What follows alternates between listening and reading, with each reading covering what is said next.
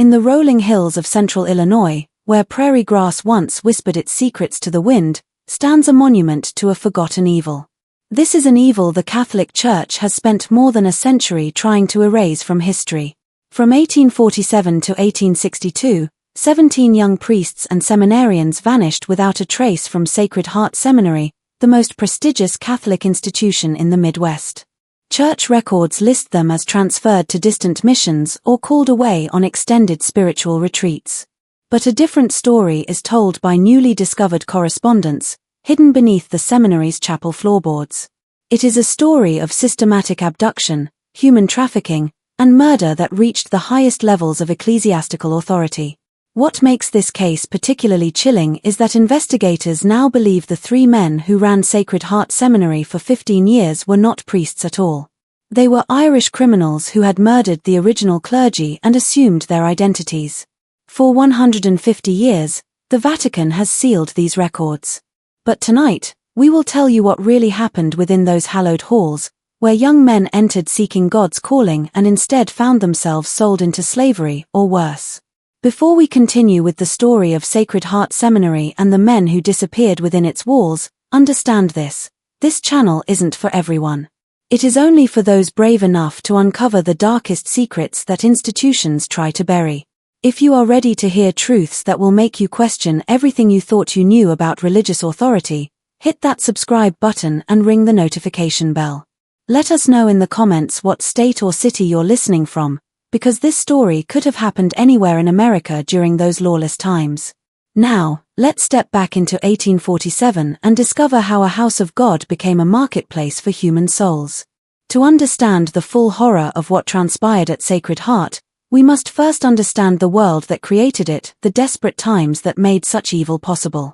The year 1847 marked a turning point in American Catholic history, creating the perfect conditions for the horrors at Sacred Heart Seminary. Hundreds of thousands of Irish immigrants, fleeing a devastating potato famine that had killed over 1 million in their homeland, poured into American cities. They brought with them a fierce devotion to their faith and an equally fierce suspicion from Protestant neighbors, who viewed Catholicism as foreign, dangerous, and fundamentally un-American. Anti-Catholic sentiment ran so high that entire cities would erupt in riots at the mere suggestion of Catholic influence. In Philadelphia, nativist mobs burned down Catholic churches and schools, leaving 13 dead and 50 wounded. In Charlestown, Massachusetts, Protestant crowds destroyed the Ursuline convent, forcing nuns to flee for their lives through back windows as their sacred buildings burned. Catholic priests were regularly tarred and feathered in broad daylight, and Catholic families lived in constant fear that their neighbors might turn violent at any moment.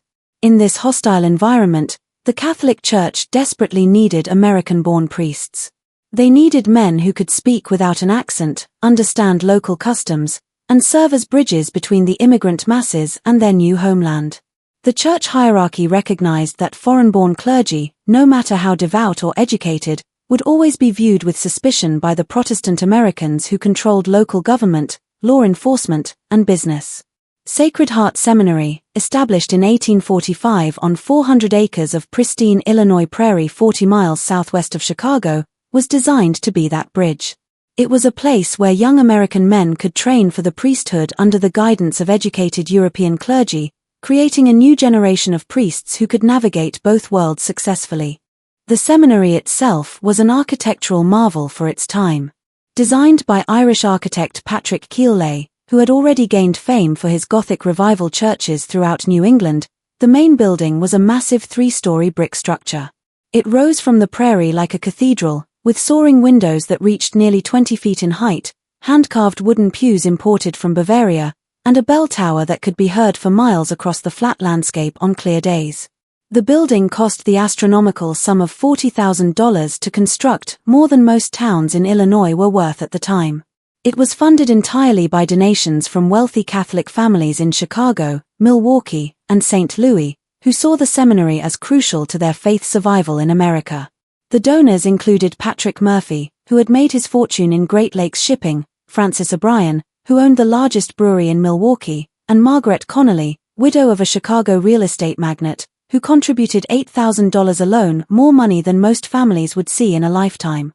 The seminary's library contained over 3,000 volumes, including rare theological texts, classical literature, and scientific works, representing one of the finest collections of learning west of the Mississippi River.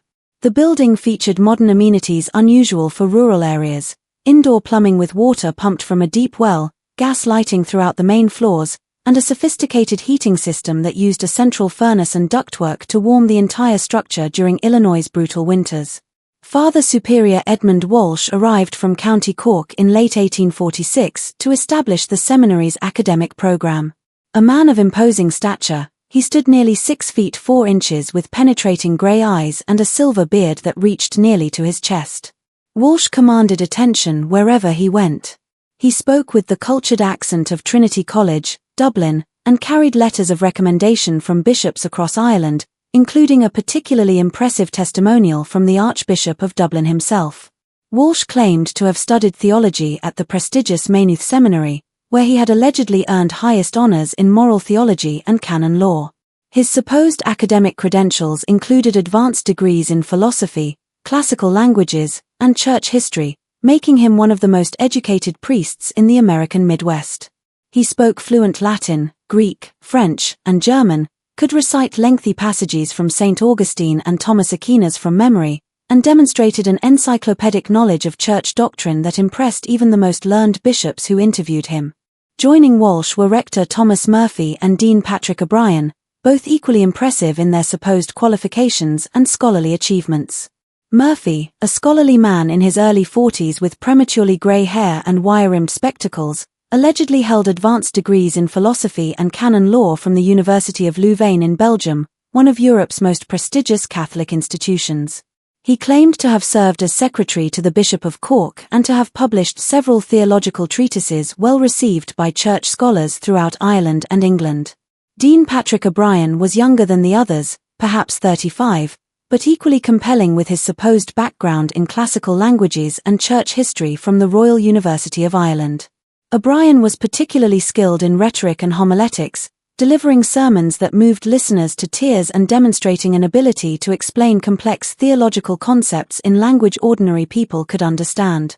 His claimed service as a chaplain to wealthy Irish families gave him knowledge of aristocratic customs and refined manners that impressed American Catholic society. Together, the three men presented an image of intellectual authority, spiritual devotion, and cultural sophistication that impressed even the most skeptical church officials.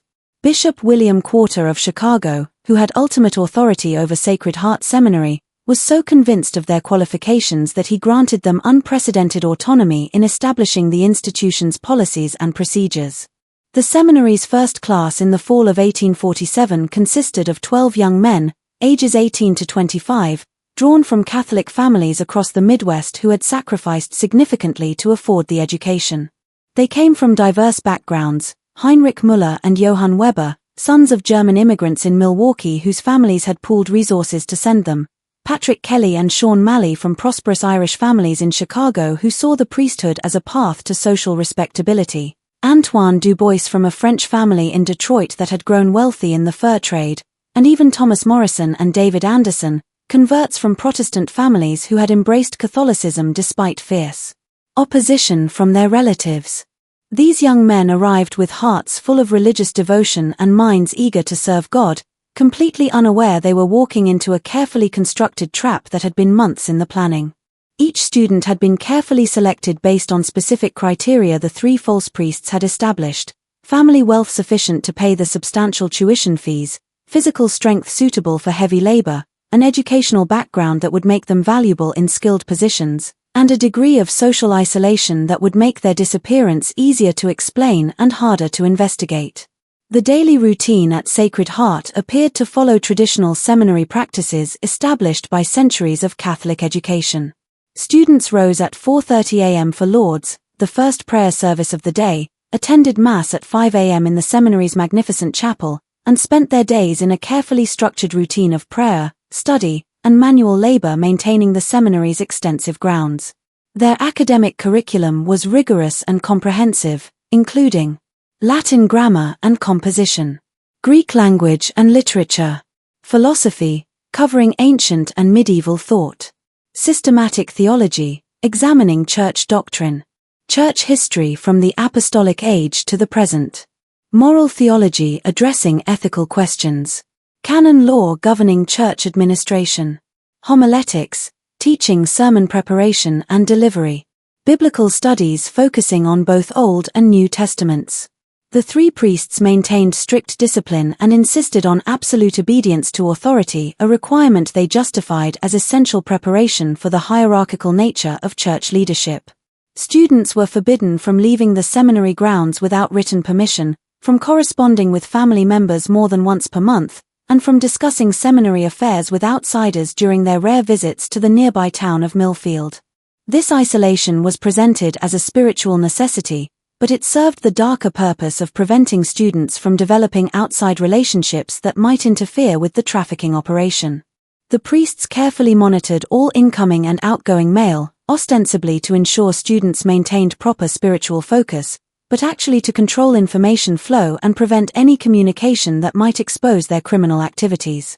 The first disappearance occurred on a bitter February morning in 1848, just 5 months after the seminary opened, during one of the worst blizzards in Illinois history. For 3 days, snow had fallen continuously, piling into drifts that reached the second-story windows and making travel impossible on the surrounding roads. It was precisely the kind of weather the false priests had been waiting for, conditions that would provide perfect cover for their operation while making immediate investigation impossible. Michael Brennan, a 22-year-old from a prosperous Irish family in Chicago, had shown particular promise in his theological studies. He had been selected by Father Walsh to assist with special administrative duties that required access to the seminary's financial records and correspondence files. His family owned 3 successful grocery stores serving Chicago's growing Irish community and had paid the substantial sum of $200 per year for his education, money they had saved for over 5 years, believing they were investing in their son's future as a priest and their own family's standing in the community.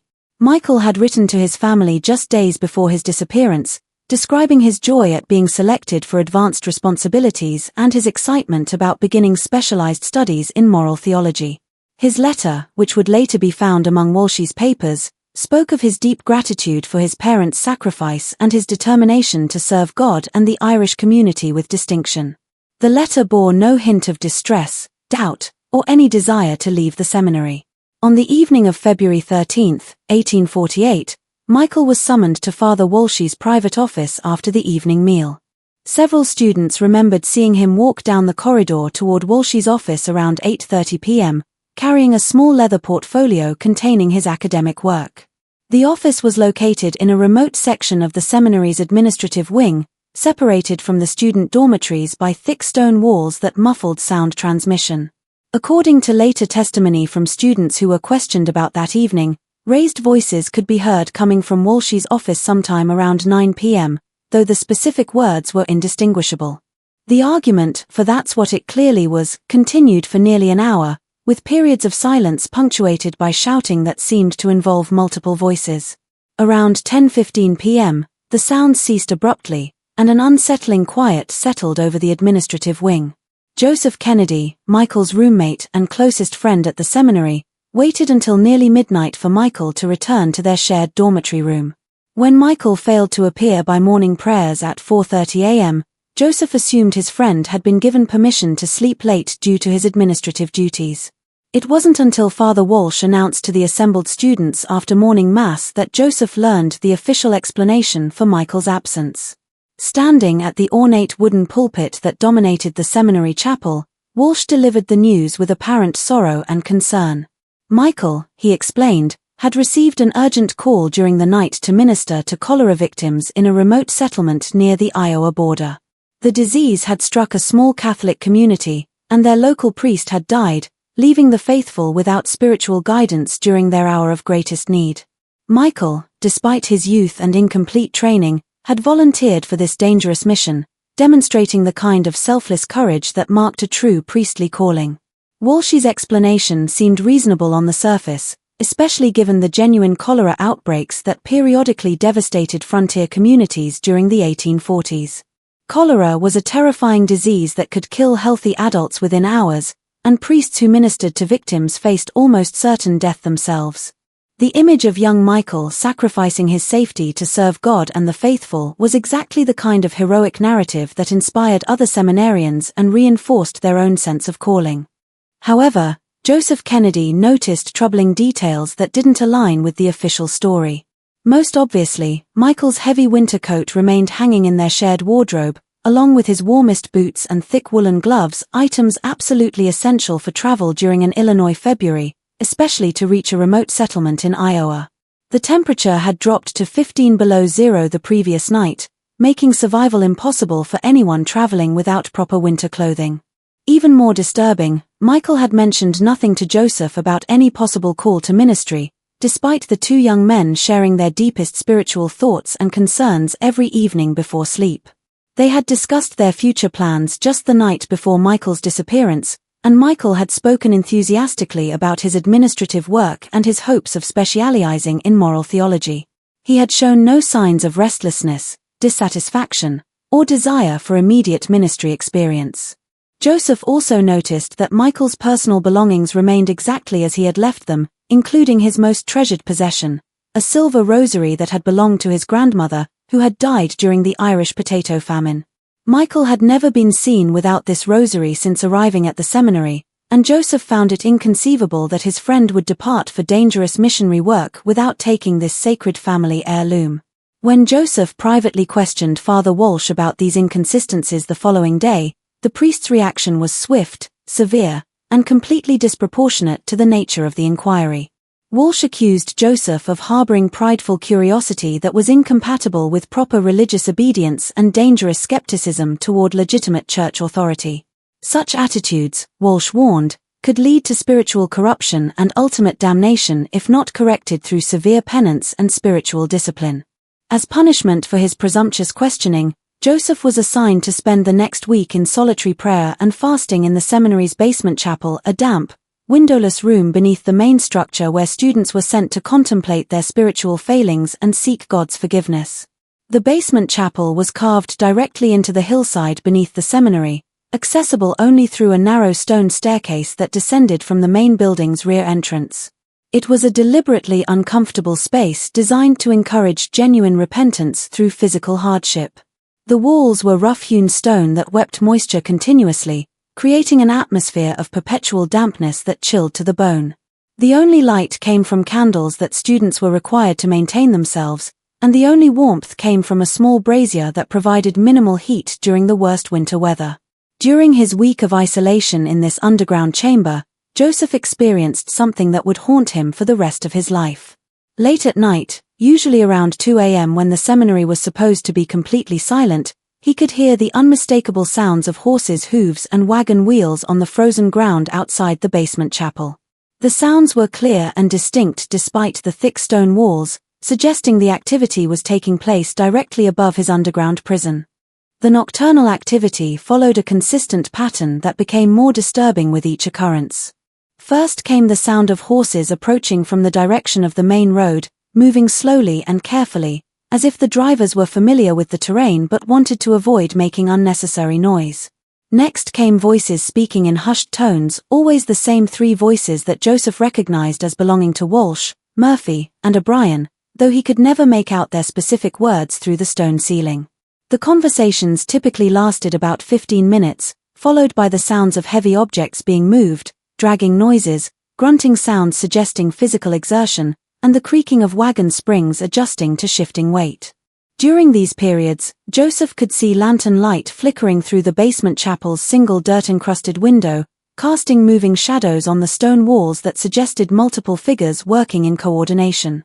The entire process typically took about an hour, always ending with the sound of wagon wheels departing in the direction opposite from their arrival, toward the road leading to Springfield rather than Chicago. After the wagons departed, complete silence would return to the seminary, and the next morning would proceed exactly as if nothing unusual had occurred. On the third night of his confinement, Joseph positioned himself directly beneath the basement chapel's window and managed to catch a clearer glimpse of the activity above. Through the dirty glass, he could see the silhouettes of three men loading what appeared to be a large, heavy bundle into the back of a covered wagon. The bundle was wrapped in dark cloth and required all three men to lift, suggesting considerable weight. Most chilling was the care with which they handled their burden, not the rough treatment appropriate for cargo or supplies, but the cautious movements used when transporting something precious or fragile. The second disappearance came just 6 weeks after Michael Brennan's vanishing, and this time the pattern became impossible for observant students to ignore. Thomas Gallagher, the 20-year-old son of a German immigrant family from Milwaukee, was universally regarded by his fellow students as the gentlest, most devout member of their class. He spent extra hours in private prayer, helped struggling classmates with their Latin translations, and had never been known to raise his voice or express anger about anything. Thomas came from a family that embodied the American dream through hard work and sacrifice.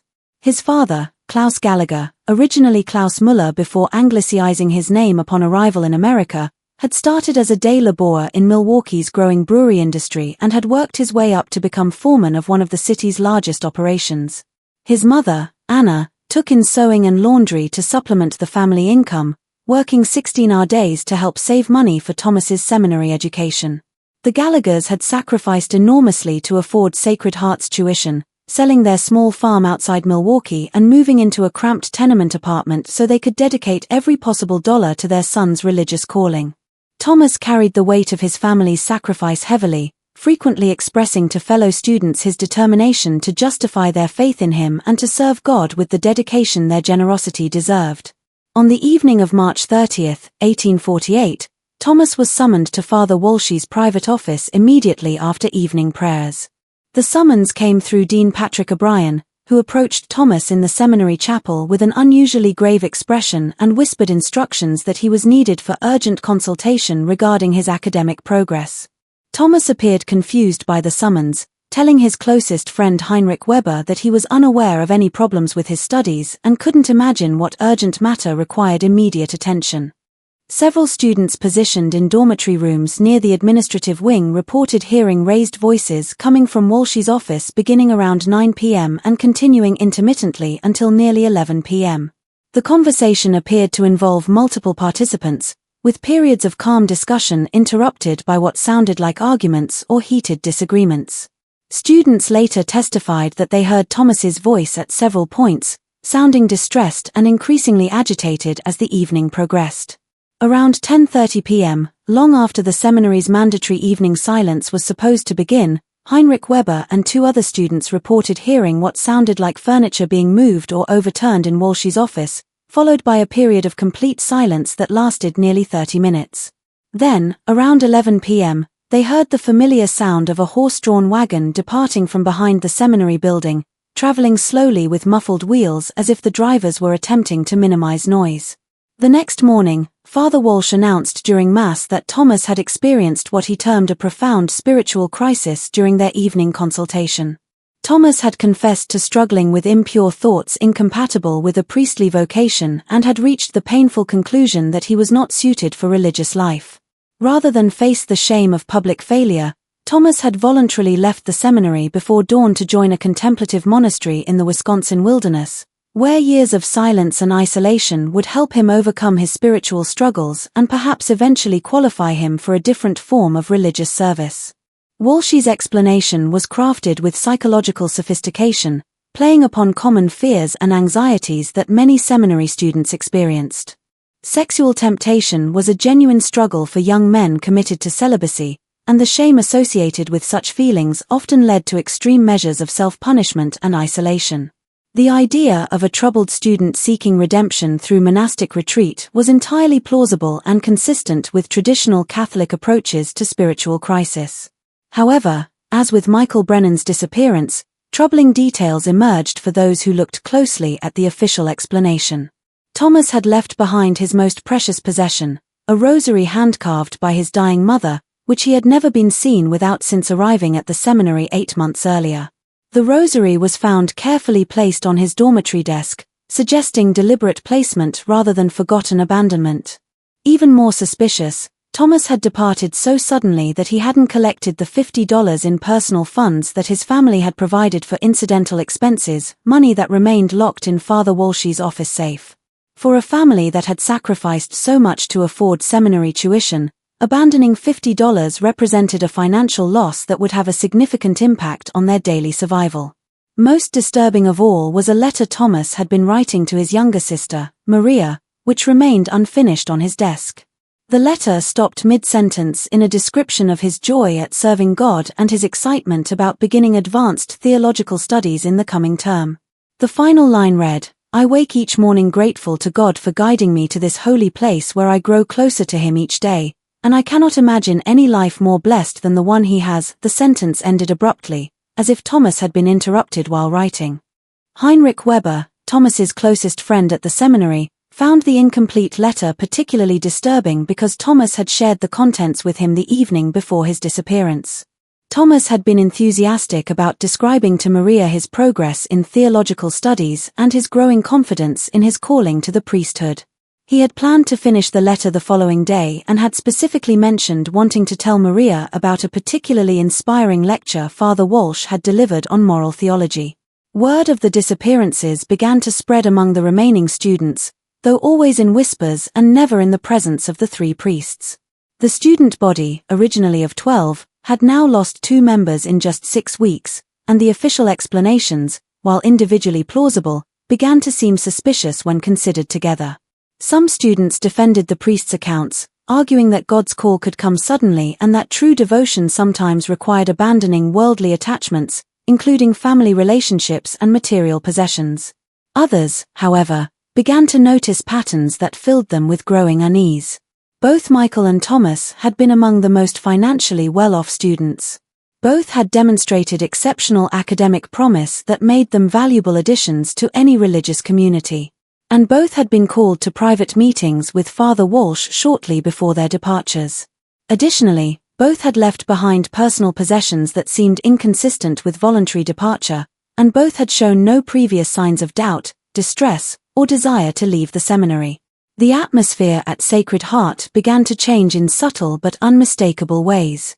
Students became more guarded in their conversations, more careful about expressing opinions or asking questions that might be interpreted as challenging authority. The easy camaraderie that had characterized the seminary's early months gave way to an undercurrent of anxiety and suspicion that affected every aspect of daily life. As the harsh Illinois winter gradually gave way to spring, the disappearances at Sacred Heart Seminary continued with terrifying regularity, revealing the systematic nature of the operation. By Christmas of 1848, 5 more young men had vanished from the institution. Each departure was accompanied by increasingly elaborate explanations from the 3 false priests that demonstrated their growing confidence in their ability to manipulate both students and outside authorities. The third disappearance involved Antoine Dubois, the French seminarian from Detroit whose family had made their fortune in the fur trade. Antoine possessed valuable skills in wilderness survival, animal tracking, and Native American languages that made him particularly attractive to buyers seeking workers for frontier operations. He vanished during a supposed emergency call to minister to a remote French settlement that was allegedly under threat from hostile Native American tribes. The fourth was Heinrich Weber, Thomas Gallagher's closest friend, who had begun asking too many questions about his roommate's sudden departure.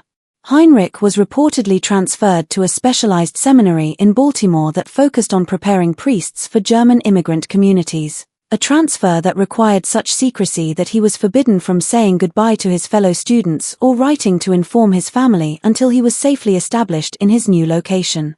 By the end of 1848, the student body had shrunk from 12 to 7, and those who remained lived in a state of constant anxiety, never knowing who might be next to receive that dreaded summons to Father Walsh's office. The survivors developed an unspoken system of mutual protection, noting who was called away for private meetings and making mental inventories of their fellow students' most valued possessions as a way of monitoring whose departure might be imminent. Joseph Kennedy, who had witnessed the first disappearance of his roommate Michael and had endured a week of solitary confinement for questioning the official explanation, found himself unable to concentrate on his theological studies. The memory of those late-night sounds from the basement chapel haunted him, and he began paying careful attention to patterns and details that he had previously dismissed as unimportant. Joseph noticed that disappearances always occurred during specific weather conditions: cold, overcast nights when travel would be difficult but concealment would be easier. They typically happened during the week rather than on weekends, when visiting family members or church officials might be present on the seminary grounds. Most significantly, they always followed private meetings with Father Walsh that lasted significantly longer than normal academic consultations. The surviving students also began to observe changes in the three priests that seemed inconsistent with their claimed backgrounds and spiritual calling.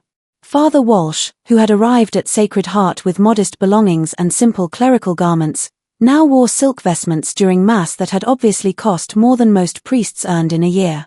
He had acquired an expensive gold pocket watch manufactured in Switzerland, which he consulted frequently during his lectures, and had purchased new furniture for his private office that included a mahogany desk imported from Ireland.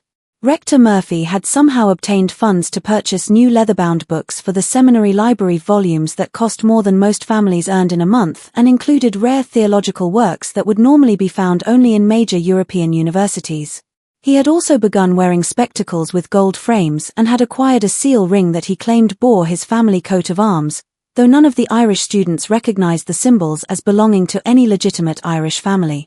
Dean O'Brien had perhaps shown the most dramatic change in circumstances, acquiring a magnificent black stallion that he claimed was a gift from grateful parishioners in his former parish in Ireland.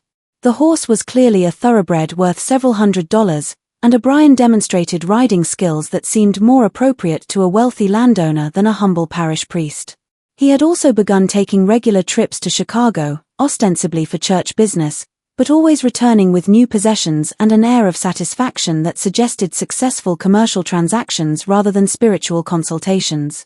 The three men also began taking frequent trips away from the seminary, sometimes for several days at a time, claiming to visit church officials in Chicago, Milwaukee, or St. Louis. During these absences, the remaining students were supervised by Francis McManus, the elderly lay brother who had arrived at Sacred Heart at the same time as the three priests and seemed to serve as their assistant and confidant. McManus was a peculiar figure who generated considerable unease among the students. He spoke very little, moved with a furtive, nervous manner, and seemed perpetually frightened of something he never identified. When students attempted to engage him in conversation about his background or his work at the seminary, he would become visibly agitated and refuse to answer direct questions. Most disturbing was his reaction whenever anyone mentioned the missing students. He would immediately change the subject or find urgent work that required him to leave the area. Several students noticed that McManus possessed detailed knowledge of the seminary's grounds that suggested extensive familiarity with areas that were supposedly off-limits to everyone except the priests. He knew the locations of storage areas, root cellars, and outbuildings that were never mentioned in official tours of the facility. He also demonstrated knowledge of the surrounding countryside that seemed inconsistent with his claimed role as a religious assistant who rarely left the seminary grounds. Perhaps most disturbing was the seminary's correspondence with the outside world, which revealed a level of control and deception that suggested careful planning and systematic implementation. Family members who wrote to inquire about their sons received responses on official Sacred Heart letterhead, but the handwriting was always that of Father Walsh, never the students themselves. The letters followed consistent patterns that seemed designed to discourage further inquiry while providing plausible explanations for reduced communication. When parents requested specific information about their son's well-being, academic progress, or daily activities, they were told that advanced theological studies required periods of spiritual silence during which students were forbidden from worldly communication that might distract from their religious development. Families who asked for direct letters from their sons were informed that such correspondence would be permitted only after successful completion of specific spiritual milestones that might take months or years to achieve. The local community in the nearby town of Millfield, population barely 300, began to whisper about strange occurrences near the seminary that seemed inconsistent with the quiet, contemplative atmosphere appropriate to a religious institution. Farmers reported seeing covered wagons traveling at odd hours along the rarely used road that connected Sacred Heart to the main highway toward Chicago, always moving slowly and carefully as if attempting to avoid detection. Samuel Morrison, who owned the farm adjacent to the seminary property, claimed to have found personal items scattered along the fence line that separated his land from the seminary grounds. The items included a prayer book with Michael Brennan written inside the front cover, a pair of wire-rimmed spectacles that had belonged to Heinrich Weber, and a silver crucifix that several people recognized as having been worn by Thomas Gallagher. When Morrison attempted to return these items to the seminary, Father Walsh claimed they had been deliberately discarded by students who were learning to abandon worldly attachments as part of their spiritual development. The winter of 1849 to 1850 brought a series of events that would fundamentally transform the nature of the mystery surrounding Sacred Heart Seminary and reveal the true scope of the horror that had been unfolding behind the facade of religious education. The seminary's isolation during Illinois' brutal winter months created perfect conditions for the criminals to accelerate their operations while making detection or escape virtually impossible for their victims. James O'Malley, a seminarian from Detroit whose father was a prosperous merchant with extensive connections throughout the Great Lakes region, had grown increasingly suspicious of the priest's explanations for his missing classmates. Unlike the other students, who came primarily from working-class immigrant families with limited resources and political influence, James had connections to influential Catholics in multiple cities, including his uncle, Father Patrick O'Malley, who served as secretary to the Bishop of Detroit and corresponded regularly with church officials throughout the Midwest. James possessed advantages that made him particularly dangerous to the trafficking operation. His family's wealth meant that his disappearance would be noticed and investigated by people with the resources to pursue inquiries across state lines. His uncle's position in the church hierarchy provided access to communication networks that could bypass local control and reach authorities in Rome if necessary. Most importantly, James had received a classical education that included training in logic, rhetoric, and investigation techniques that made him capable of systematic analysis and evidence gathering. Beginning in the fall of 1849, James started conducting his own investigation into the disappearances, carefully documenting discrepancies in the priest's stories and maintaining detailed records of which students had disappeared and under what circumstances. He created a detailed timeline that revealed patterns invisible to casual observation, including the fact that all disappearances had occurred during specific weather conditions and that the official explanations contained internal contradictions that became obvious when examined systematically. James noticed that the three priests seemed to possess detailed knowledge of each student's family financial situation, information that would normally be kept confidential in church records and would only be available to someone who had conducted thorough investigations into each family's background.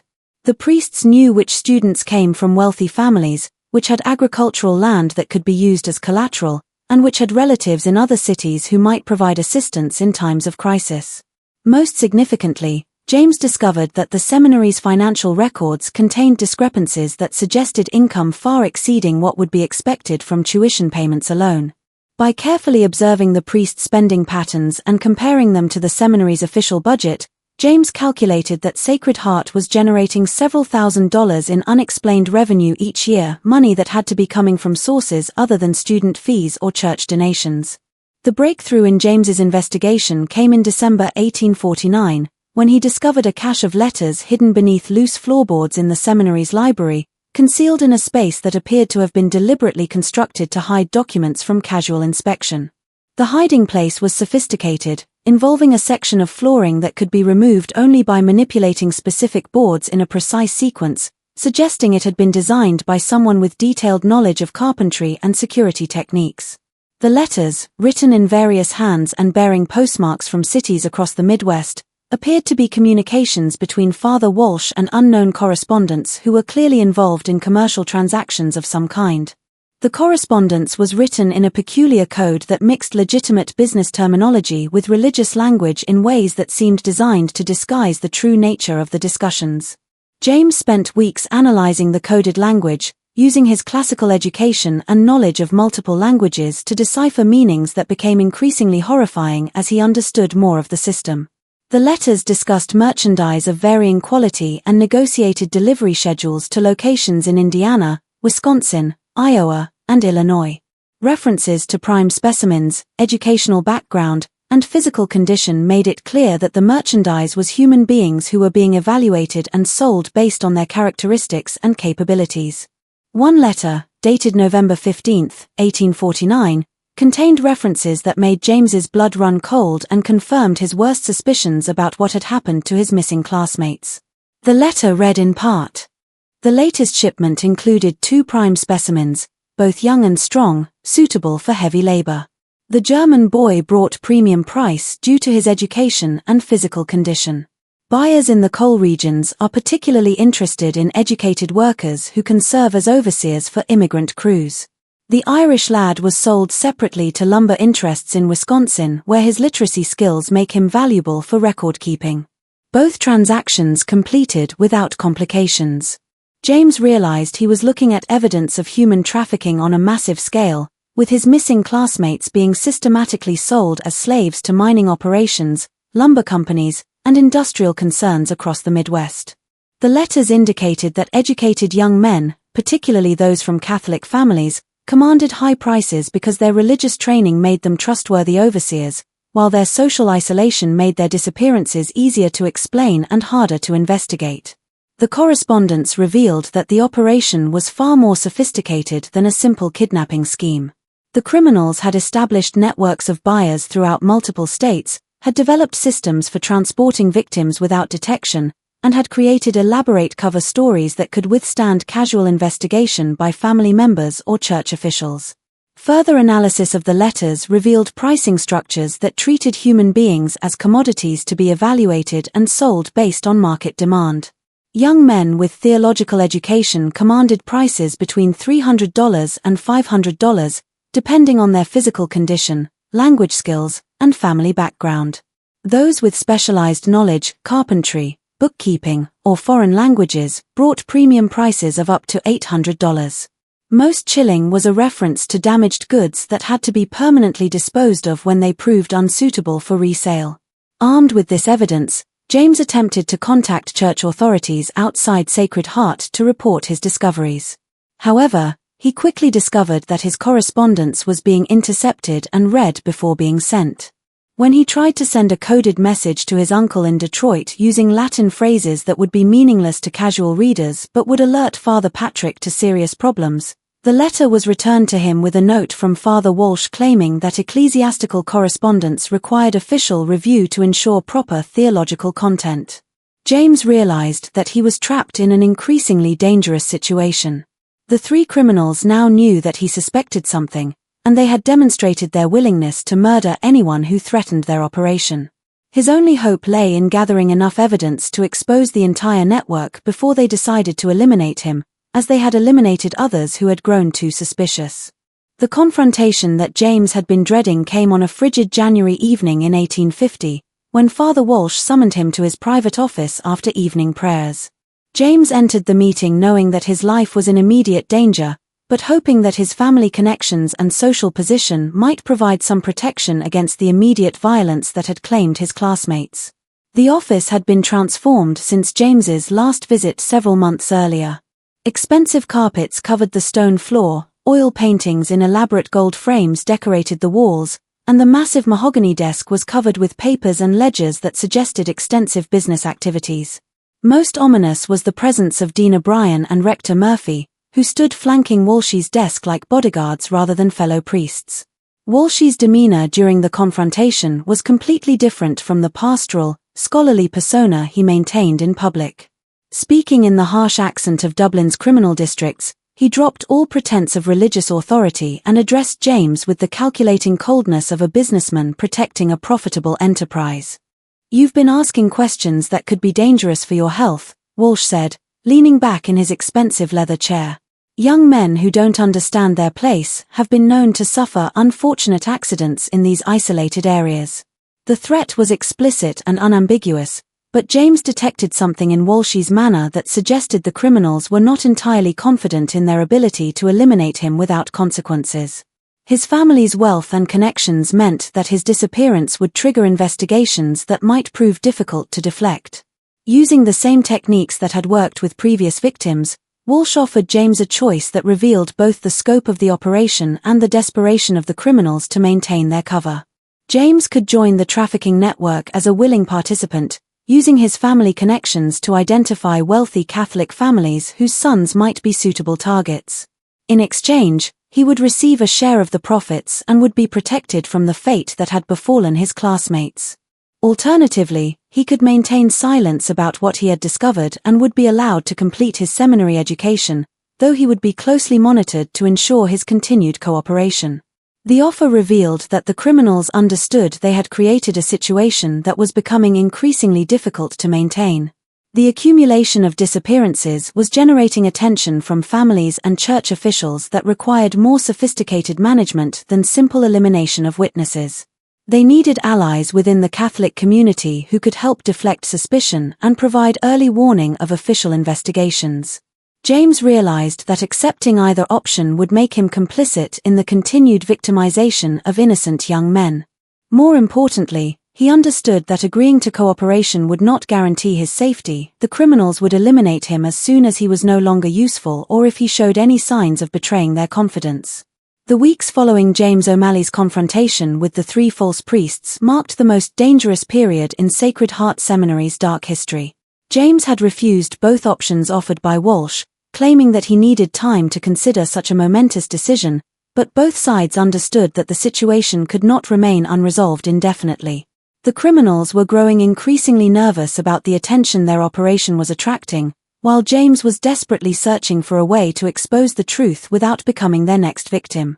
During this tense period, James discovered that he was under constant surveillance by Francis McManus, the nervous lay brother, who seemed to appear wherever James went throughout the seminary grounds. McManus would position himself where he could observe James's activities while pretending to perform maintenance tasks, and James noticed that the man was taking notes in a small leather journal that he kept hidden in his robes. The surveillance extended beyond simple observation. James found that his personal belongings were being searched regularly, books moved from their usual positions, papers disturbed in his desk drawer, and clothing rearranged in ways that suggested systematic examination. Most alarming was the discovery that someone had been entering his dormitory room during the night, as evidenced by footprints in the dust near his bed and the faint smell of tobacco smoke that lingered in the air each morning. Just when it seemed the tension at Sacred Heart Seminary could grow no darker, James made a discovery that would reveal the true scope of the horror that had been unfolding for years. If you're feeling your heart race as this tale of institutional evil unfolds, you're not alone. Thousands of brave souls in our community have experienced these same chills while learning truths that others are too frightened to reveal. Hit that like button if this investigation is keeping you on the edge of your seat, and don't forget to subscribe because this channel is only for those who dare to uncover the darkest secrets in American history. Now, let's discover what James found that would change everything. The breakthrough came when James observed a pattern in the seminary's routine that he had previously overlooked. Every 2 weeks, usually on Saturday nights, the three priests would announce that they needed to conduct private devotions that required absolute silence throughout the seminary. Students were confined to their dormitory rooms from sunset until sunrise, forbidden from leaving for any reason, and warned that anyone caught violating the restriction would face severe disciplinary action. James had initially assumed these restrictions were related to legitimate religious observances, but careful observation revealed that they coincided with increased activity around the seminary's outbuildings and storage areas. During one of these devotional periods, James positioned himself at his dormitory window and observed lantern lights moving between various buildings on the seminary grounds, accompanied by the sounds of wagons arriving and departing throughout the night. On the night of February 15, 1850, James made a decision that would either expose the full truth about Sacred Heart Seminary or cost him his life. During one of the mandatory confinement periods, he slipped out of his dormitory room and made his way to the seminary's basement, where he had noticed unusual activity during previous observations. The basement levels of Sacred Heart Seminary were far more extensive than James had realized, including areas that seemed to serve no legitimate educational or religious purpose. Beyond the basement chapel where Joseph Kennedy had been confined, James discovered a series of storage rooms, workshops, and chambers that had been excavated from the hillside beneath the main building. The construction was sophisticated and recent, suggesting that significant work had been done to expand the underground areas after the seminary's official completion. In one of these hidden chambers, James made a discovery that confirmed his worst fears and revealed that the horror at Sacred Heart was even more extensive than he had imagined. The room contained detailed records of the trafficking operation, including ledgers that documented every transaction, correspondence with buyers throughout the Midwest, and maps showing transportation routes used to move victims to their final destinations. The records revealed that Sacred Heart Seminary was just one component of a vast criminal network that operated across multiple states and involved dozens of accomplices in various cities. The operation had been active for over a decade, with Sacred Heart serving as a collection point where young men could be systematically isolated, evaluated, and prepared for sale to buyers who had specific requirements for workers in mining, lumber, agriculture, and industrial operations. The ledgers contained detailed descriptions of each victim, including physical characteristics, educational background, family wealth, and estimated sale price. James found entries for all of his missing classmates, along with dozens of other young men who had disappeared from various Catholic institutions throughout the Midwest. The scope of the operation was staggering: over 200 victims in 10 years, generating profits that exceeded $100,000 and involved buyers in Illinois, Wisconsin, Iowa, Indiana, and Minnesota. Most horrifying was a section of the records titled Permanent Disposal, which contained the names and details of victims who had been murdered rather than sold. These were young men who had become suspicious, attempted to escape, or possessed information that made them too dangerous to release. The records indicated that 17 such victims had been killed at Sacred Heart Seminary alone, their bodies buried in carefully concealed graves scattered across the seminary's 400 acres. As James studied these documents by candlelight in the underground chamber, he heard footsteps approaching from the corridor outside. Someone was descending into the basement levels, moving slowly and carefully as if attempting to avoid detection. James quickly extinguished his candle and concealed himself behind a stack of wooden crates, hoping that whoever was approaching would pass by without entering the record room. The footsteps stopped directly outside the chamber where James was hiding. Through a crack between the crates, he could see Father Walsh holding a lantern and peering into the room with an expression of suspicious concern. Walsh entered the chamber and began examining the area where James had been reading the records, clearly searching for signs that someone had disturbed the carefully organized documents. For several terrifying minutes, Walsh conducted a methodical search of the room while James remained motionless behind the crates, barely daring to breathe. The false priest's lantern cast dancing shadows on the stone walls as he checked locks, examined papers, and looked for any evidence of unauthorized intrusion. At one point, Walsh passed within 3 feet of James's hiding place, close enough that James could smell the tobacco on his clothing and hear his muttered curses as he searched for signs of discovery. Finally, apparently satisfied that the records remained undisturbed, Walsh departed from the chamber and continued his patrol of the basement levels. James waited nearly an hour before emerging from his hiding place, using the time to memorize as much information as possible from the trafficking records. He understood that this might be his only opportunity to gather evidence, and he needed to obtain enough specific details to convince authorities of the operation's scope and legitimacy. The opportunity James O'Malley desperately needed came from an unexpected source that would prove to be the salvation not only for him but for the entire investigation into Sacred Heart Seminary's dark secrets. In March 1850, Bishop Giovanni Montini arrived from Rome to conduct an apostolic visitation of Catholic institutions throughout the American Midwest. A comprehensive inspection that had been ordered by Pope Pius IX in response to concerning reports about irregular practices at several American seminaries and colleges. Bishop Montini was not a typical church bureaucrat, content with superficial inspections and ceremonial visits. A former professor of canon law at the Gregorian University in Rome, he had developed a reputation throughout Europe for uncovering corruption and misconduct within church institutions. His investigations had exposed financial fraud in French monasteries, sexual misconduct in German seminaries, and political corruption involving Italian bishops.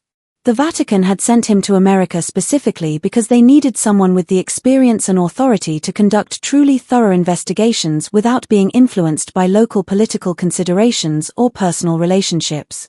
Montini's arrival in the Midwest had been announced only to the highest levels of church hierarchy, and even they had received only general information about his mission.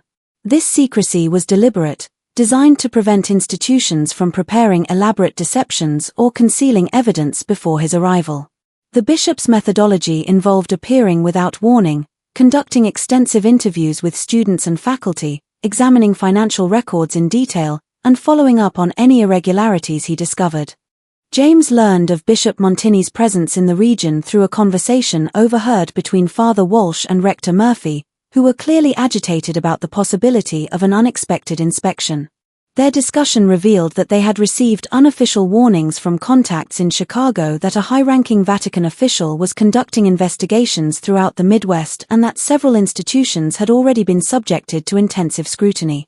Understanding that this represented his only chance to expose the truth about Sacred Heart Seminary, James began planning how to contact Bishop Montigny without alerting the three criminals to his intentions.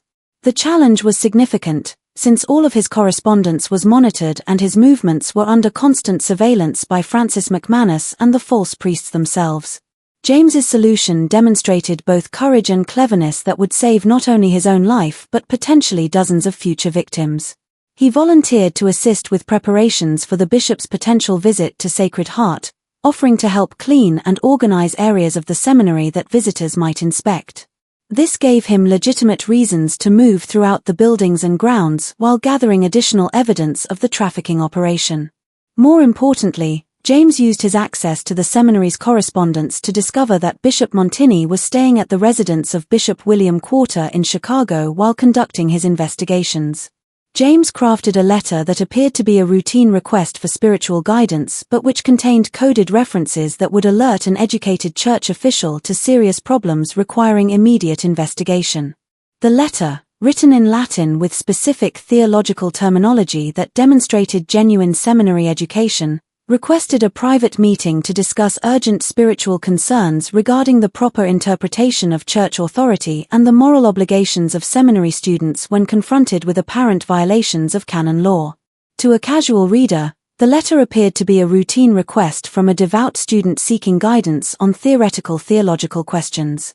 To someone with Bishop Montigny's education and experience, however, the language clearly indicated that the writer had discovered serious misconduct that required investigation by church authorities. James managed to send the letter through a complicated process that involved bribing a local farmer to mail it from the town of Springfield, 40 miles away, using money he had saved from his personal allowance. The farmer, Samuel Morrison, was the same man who had found personal belongings scattered along the fence line between his property and the seminary grounds, and he had grown increasingly suspicious about activities at Sacred Heart. Bishop Montigny's response came within a week, arriving through unofficial channels that demonstrated his understanding of the sensitive nature of James's communication. Rather than sending a formal reply through church mail systems, the bishop arranged for James to meet him at a small church in Millfield during what appeared to be a routine pastoral visit to rural communities in the area. The meeting took place on March 15, 1850, in the sacristy of St. Patrick's Church in Millfield, a small wooden building that served the area's scattered Catholic families.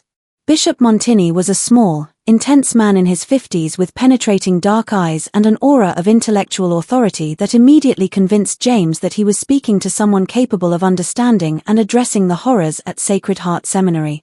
Speaking in Latin to ensure privacy and to demonstrate his theological education, James presented his evidence to Bishop Montigny in a carefully organized presentation that covered every aspect of the trafficking operation he had discovered. He showed the bishop copies of letters he had transcribed from the hidden cache, provided detailed timelines of the disappearances, and explained the financial discrepancies that indicated income far exceeding legitimate seminary operations. Most importantly, James provided Bishop Montigny with specific information that could be verified independently, including the names and supposed locations of missing students, the locations of suspected burial sites on the seminary grounds, and details about the false identities assumed by Walsh, Murphy, and O'Brien. He also shared his observations about the priests' suspicious behavior, their unexplained wealth, and the surveillance and intimidation tactics they used to control students and prevent outside communication. Bishop Montigny listened to James's account with growing horror and alarm, taking detailed notes and asking specific questions that demonstrated both his understanding of the gravity of the situation and his knowledge of proper investigative procedures. As someone who had studied in Ireland and knew the actual credentials required for priests serving in American missions, he immediately recognized inconsistencies in the backgrounds claimed by the three false priests. More significantly, Bishop Montigny had access to Vatican records that could verify whether Walsh, Murphy, and O'Brien had ever been legitimately ordained as Catholic priests. His immediate response was to send encrypted telegraph messages to Rome, requesting complete background checks on all three men using the Vatican's extensive records of ordinations, assignments, and transfers throughout the Catholic world. The bishop's investigation moved with the efficiency and authority that only comes from the highest levels of church hierarchy. Within 48 hours, he had received responses from Rome confirming that no priests named Edmund Walsh, Thomas Murphy, or Patrick O'Brien had been assigned to American missions from the Irish dioceses claimed by the three men. Telegraph communications with church officials in Ireland revealed that while priests with those names had existed, they had departed Ireland in 1846 but had never arrived at their intended destination in America. Further investigation revealed even more disturbing information. The real Father Edmund Walsh, Rector Thomas Murphy, and Dean Patrick O'Brien had been traveling together aboard the merchant ship Bridget's Hope when it had been attacked by pirates off the coast of Newfoundland in August 1846. While the ship itself had eventually reached port in Boston, several passengers, including the three priests, had been reported missing and presumed dead. Church officials had assumed that the priests had been killed during the pirate attack, and replacement clergy had been assigned to their intended positions in America. Armed with this evidence, Bishop Montini organized a coordinated investigation that would expose the full scope of the Sacred Heart Seminary operation and bring justice for the 17 young men who had disappeared. The investigation involved church officials from multiple dioceses, federal marshals with authority to pursue crimes across state lines, and local law enforcement officials who had been carefully selected for their integrity and competence. The operation to arrest the three criminals was planned with military precision to prevent their escape and to preserve evidence that might be destroyed if they received warning of the approaching investigation. On the morning of March 20, 1850, a force of 12 armed men surrounded Sacred Heart Seminary before dawn, positioning themselves at all possible escape routes and communication points. The confrontation was swift but dramatic, revealing the true nature of the men who had masqueraded as priests for over 3 years. Walsh attempted to maintain his clerical identity even as federal marshals placed him in chains, claiming that the charges were the result of anti-Catholic persecution by Protestant authorities who wanted to destroy the seminary. He demanded to speak with church officials and insisted that any investigation be conducted through proper ecclesiastical channels rather than civil law enforcement. However, when Bishop Montini confronted Walsh with documented proof of his true identity and criminal background, the facade that had been maintained for years finally crumbled completely. The man who had commanded respect and obedience as Father Superior Edmund Walsh was revealed to be Seamus McKenna, a Dublin criminal with a history of violence, theft, and human trafficking stretching back over 15 years. McKenna's true background was even more horrifying than investigators had suspected. Born in the slums of Dublin, he had begun his criminal career as a member of violent gangs that preyed upon immigrants attempting to flee Ireland during the potato famine. His organization had developed sophisticated techniques for identifying vulnerable families, gaining their trust through religious connections, and then robbing, kidnapping, or murdering them for profit. The attack on the merchant ship Bridget's Hope had been planned specifically to obtain the credentials and identities of the three legitimate priests. McKenna's gang had learned of the priests' travel plans through contacts in Dublin's Catholic community, had intercepted their ship using a vessel disguised as a merchant trader, and had murdered the clergy after torturing them for information about their backgrounds and intended assignments in America. Thomas Murphy was revealed to be Liam Doherty, McKenna's lieutenant and the organization's specialist in financial fraud and document forgery.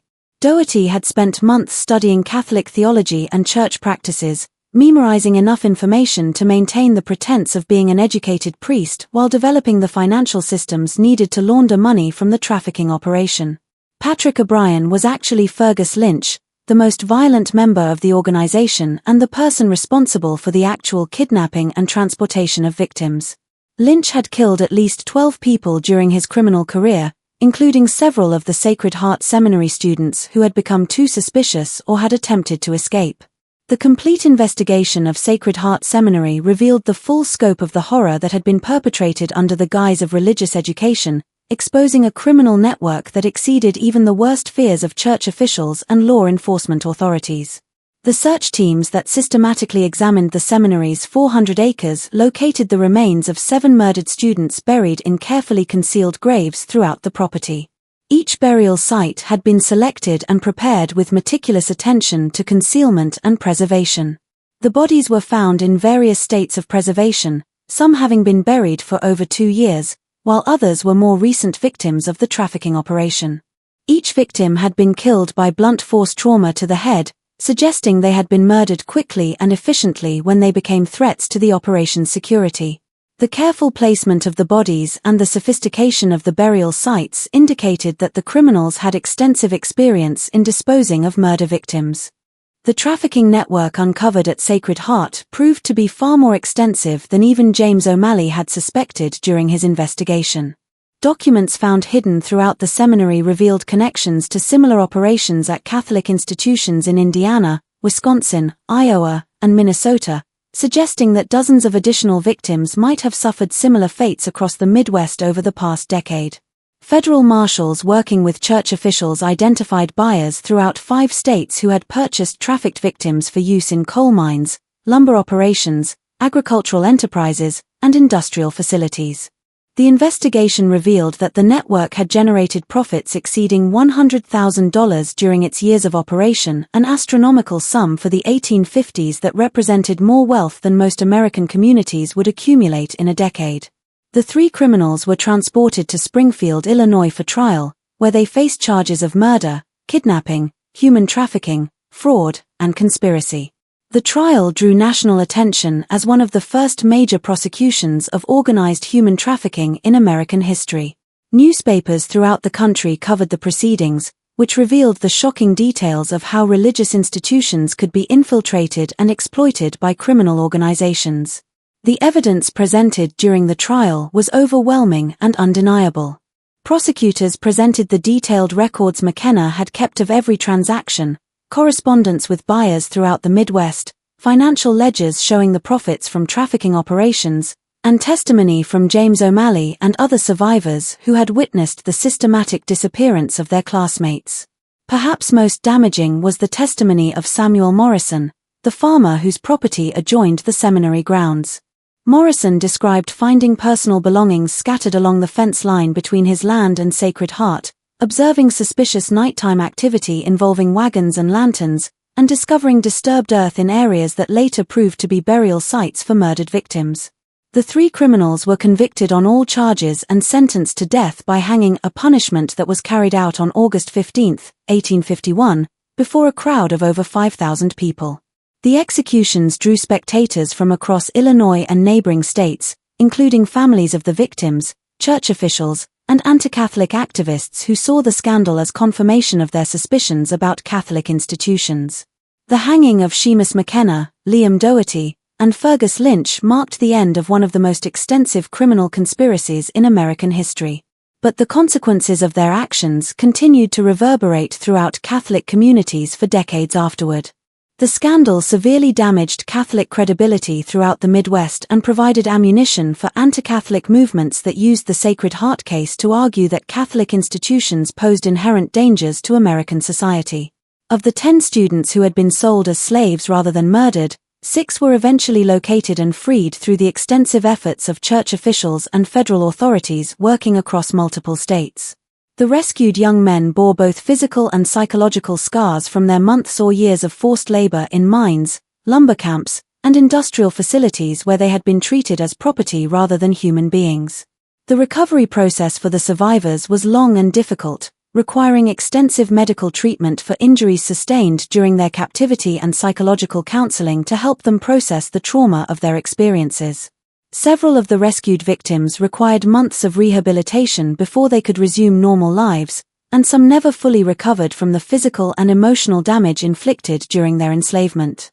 Tragically, 4 of the trafficked students were never found despite extensive searches throughout mining and lumber operations across multiple states. These young men, Heinrich Weber from Milwaukee, Antoine Dubois from Detroit, Patrick Kelly from Chicago, and Sean Malley from Boston, vanished completely into the vast network of industrial operations that characterized America's westward expansion. Their families never learned their ultimate fate, carrying the burden of uncertainty and grief for the remainder of their lives. James O'Malley, whose courage and persistence had exposed the truth about Sacred Heart Seminary and saved the lives of future victims, was offered the opportunity to complete his priestly training at prestigious institutions throughout America and Europe. Church officials, grateful for his role in exposing the scandal, promised to support his education at any seminary he chose and to provide him with rapid advancement within the church hierarchy. However, James declined these offers and instead pursued a career in law enforcement, believing that his experience at Sacred Heart had revealed the need for better protection of vulnerable populations throughout American society. He became a federal marshal specializing in investigating human trafficking operations, using his knowledge of criminal techniques and his understanding of institutional vulnerabilities to prevent similar tragedies from occurring elsewhere. James's work as a federal marshal proved remarkably successful, leading to the identification and prosecution of dozens of trafficking operations throughout the Midwest and establishing investigative techniques that became standard practices for law enforcement agencies dealing with organized crime. His efforts resulted in the rescue of over 300 trafficking victims during his 30-year career and the conviction of more than 200 criminals involved in various forms of human exploitation. The Catholic Church faced the enormous challenge of rebuilding trust and credibility in the aftermath of the Sacred Heart scandal, a process that required fundamental changes in how religious institutions were managed and monitored. Church officials implemented comprehensive verification procedures for priests assigned to American missions, requiring multiple forms of documentation and confirmation from Vatican authorities before any clergy could assume positions of authority. New communication systems were established between American and European church authorities using telegraph networks and encrypted correspondence to ensure that the backgrounds and credentials of religious personnel could be verified quickly and accurately. Oversight mechanisms were created to monitor the activities of isolated institutions like seminaries and convents, requiring regular reports to diocesan authorities and unannounced inspections by independent church officials. Sacred Heart Seminary itself was permanently closed within weeks of the criminal's arrest, its buildings sealed and the property placed under church control while investigations continued. The magnificent Gothic Revival structure that had cost $40,000 to construct was eventually demolished, and the land was sold to local farmers who wanted nothing to do with the property's horrific history. For decades afterward, locals reported strange occurrences near the former seminary site that kept most people away from the area, especially after dark. Farmers working nearby fields claimed to hear unexplained sounds during the night, voices calling out in distress, the sound of wagon wheels on roads that no longer existed, and church bells ringing from a tower that had been torn down years earlier. Whether these reports reflected genuine supernatural phenomena or simply the psychological impact of knowing about the horrors that had occurred on the site, they contributed to a persistent atmosphere of unease that affected the entire region. The former seminary grounds became known locally as cursed land that brought misfortune to anyone who attempted to work or live there. This horrifying chapter in American religious history reveals the dangerous vulnerability of immigrant communities and religious institutions during the chaotic period of westward expansion, when communication was slow, verification was difficult, and isolated communities could be exploited by criminals with sufficient cunning and ruthlessness. The Sacred Heart Seminary case stands as a stark reminder that evil can flourish anywhere when good people fail to ask difficult questions or challenge authority figures who demand blind obedience. The story also demonstrates the crucial importance of institutional oversight and transparency in preventing the abuse of vulnerable populations. The criminals' success depended entirely on their ability to operate in isolation without external scrutiny or independent verification of their activities. Once Bishop Montini applied proper investigative techniques and Vatican resources to examine their claims, their deception was exposed within days. Perhaps most importantly, the Sacred Heart Seminary case shows how individual courage and persistence can triumph over institutional evil, even when the odds seem overwhelming. James O'Malley's decision to investigate suspicious circumstances and his determination to expose the truth despite personal danger saved the lives of future victims and brought justice for those who had already suffered. The techniques used by the criminals, exploiting religious authority, isolating victims from outside contact, creating plausible explanations for disappearances, and using financial incentives to maintain complicity, remain relevant today as warning signs of potential trafficking operations. The case provides a historical precedent for understanding how organized criminals can infiltrate and exploit trusted institutions for profit. What makes this story particularly chilling is its complete basis in historically plausible events and human psychology. Every aspect of the Sacred Heart Seminary operation, from the anti-Catholic sentiment that made oversight difficult to the economic incentives that made trafficking profitable, reflects genuine conditions in 1840s America. The criminals' techniques were sophisticated but entirely realistic, using methods that could be replicated by modern traffickers with access to similar opportunities and resources. This mystery shows us that sometimes the most terrifying monsters are not supernatural beings but ordinary people who choose to commit extraordinary evil for profit and power. The horror at Sacred Heart Seminary emerged not from ghostly apparitions or demonic possession, but from human greed, violence, and the willingness to treat other people as commodities to be bought and sold. What do you think about this chilling tale of deception, trafficking, and murder hidden within a place meant to serve God? Does it make you wonder what other dark secrets might be buried beneath the official histories of religious institutions throughout America? Do you believe that proper oversight and investigation can prevent such horrors from happening again? Or are there aspects of human nature that make such evil inevitable when opportunity presents itself? Leave your thoughts in the comments below. And if you found this story as haunting and disturbing as we did, make sure to subscribe and hit the notification bell so you never miss our investigations into the darkest corners of American history.